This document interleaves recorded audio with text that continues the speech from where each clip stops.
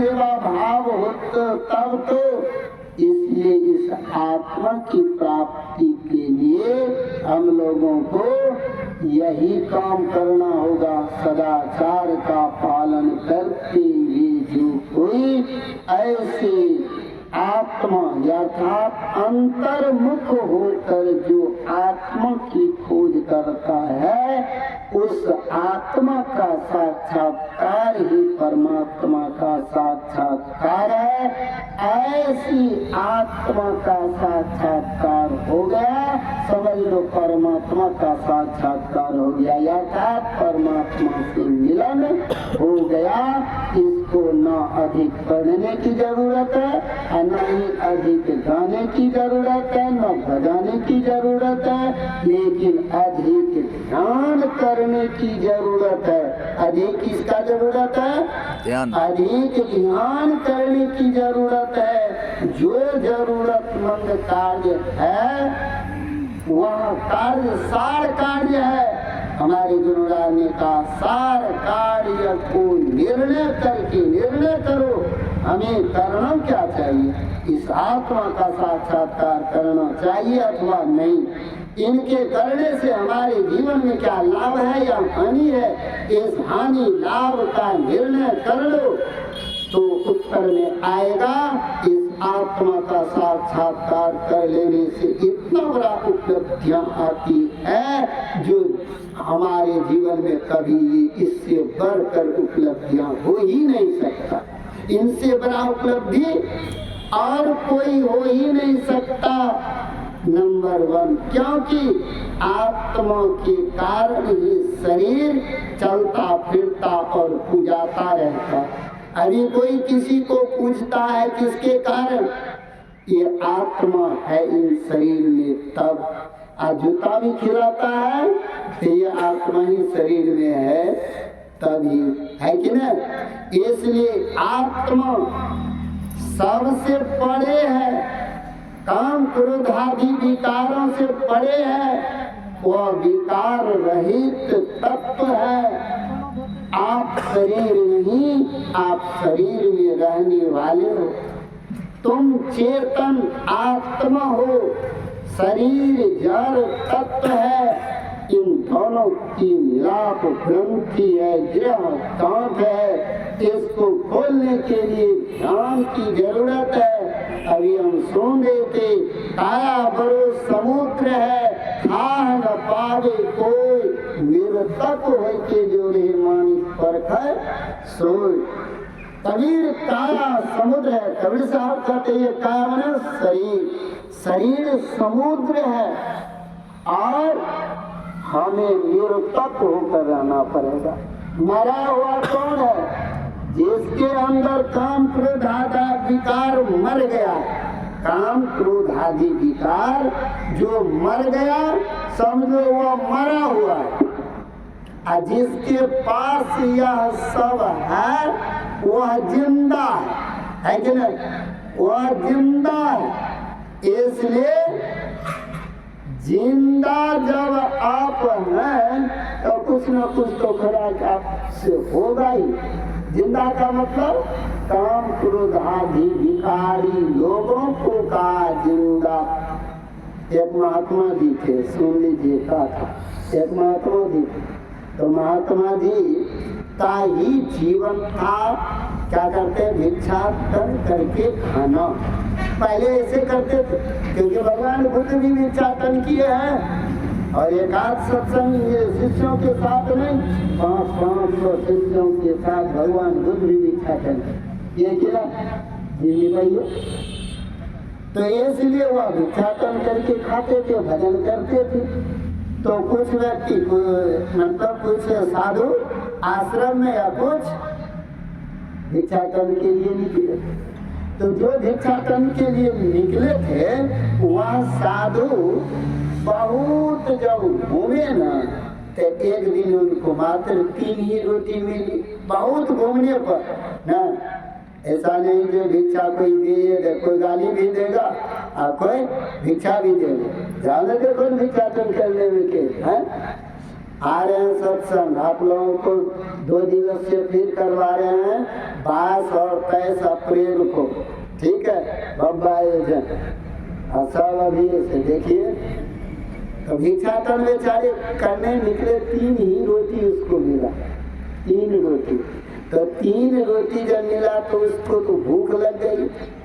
कहा आज हम जाएंगे तो 2 रोटी हम खाएंगे क्योंकि भूख लग गई। सभी तो आपस में बांट करके खाते थे, बांट करके बराबर बराबर, आज लेकिन बराबर नहीं देंगे। कहा ठीक। गए बेचारे आपस में बैठ गए। अब कहते हैं हमें 3 रोटी खिलाओ। कहा क्यों देंगे 3 रोटी में 2 रोटी हम ही को दे दो। क्यों?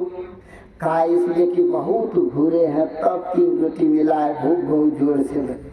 कहा तुमको घूमते घूमते तो बहुत लेट कर दिया, बैठे बैठे हमको भी बहुत भूख लग गया, आज 2 रोटी हम खाएंगे 1 रोटी तो।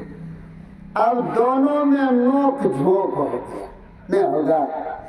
यहाँ स्वार्थ आ गया कि नहीं? जहाँ स्वार्थ आएगी झगड़ा होगा, रगड़ा वहाँ होगा ना।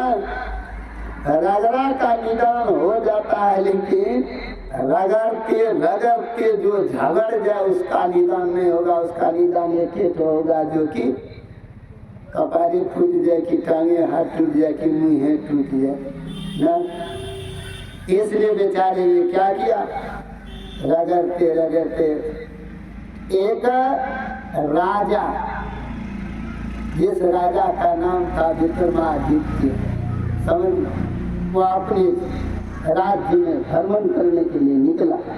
और जैसे निकले तो उन दोनों महात्मा को जो नोक झोंक करके देखा छुप करके, तो उनके मन में हुआ जो महात्मा तो सरल होते हैं, महात्मा काम क्रोध आदि विकार से उठे हुए होते हैं, वे संत जब हो गए हैं तो फिर झगड़ते हैं क्यों? संत को तो झगड़ना नहीं चाहिए।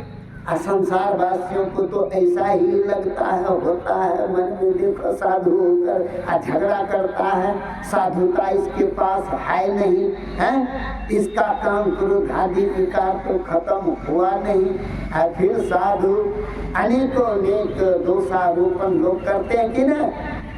इसलिए वे करने लग गए। करते करते उस महात्मा के पास पहुंचकर, राजा तो ज्ञानी होते हैं ना, राजा साहब कहते हैं क्या? कहते हैं आज मैं 2 मुर्दा को लड़ते देखा। देख, मुर्दा शब्द का प्रयोग कर दिया।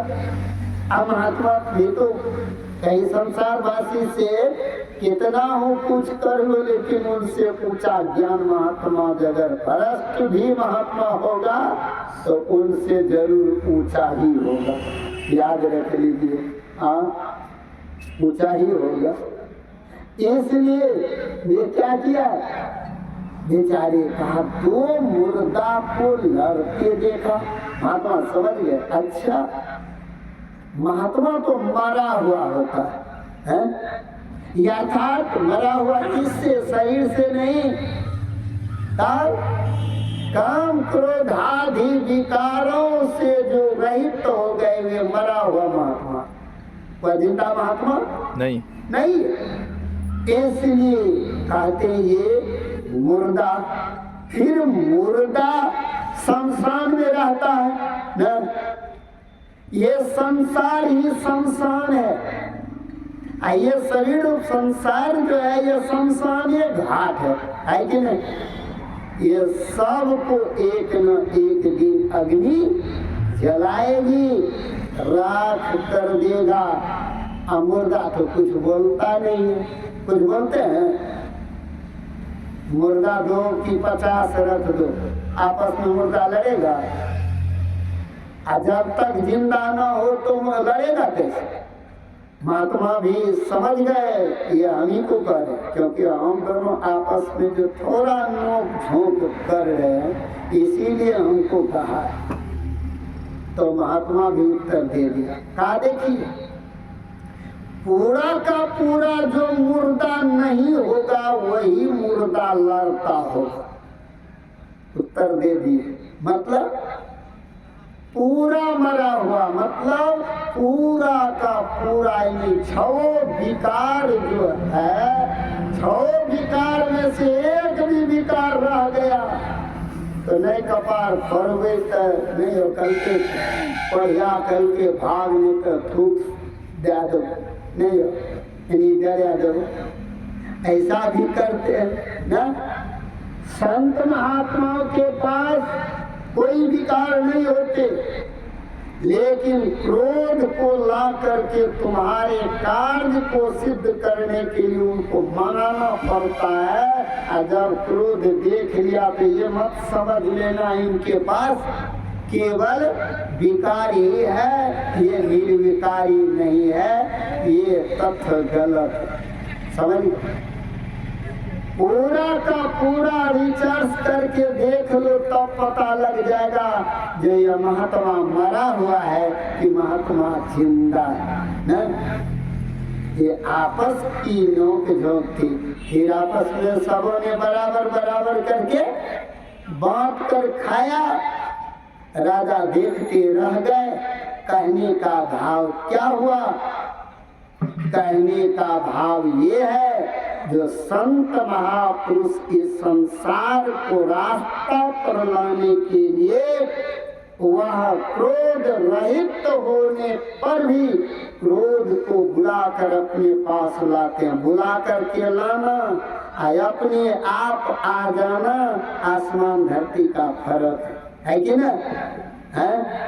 अपने आप जो आएगा आपको सताएगा, अब बुला कर लाओगे तो दूसरे का काम सिद्ध करवाओगे ना।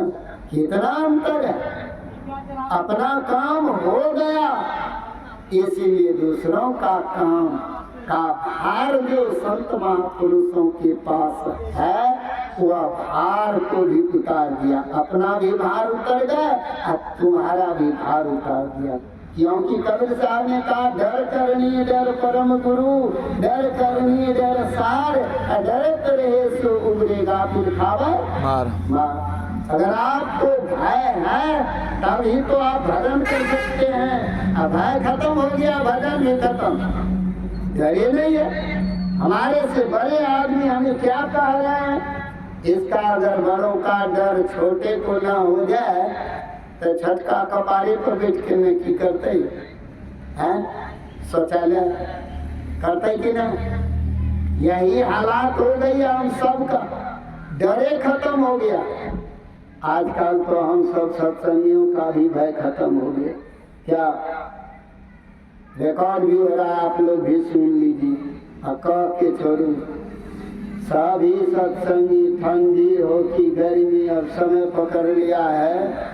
8 बजे 10 बजे 4 बजे स्तुति जखनी मन तखनी स्तुति जखनी मन तखनी।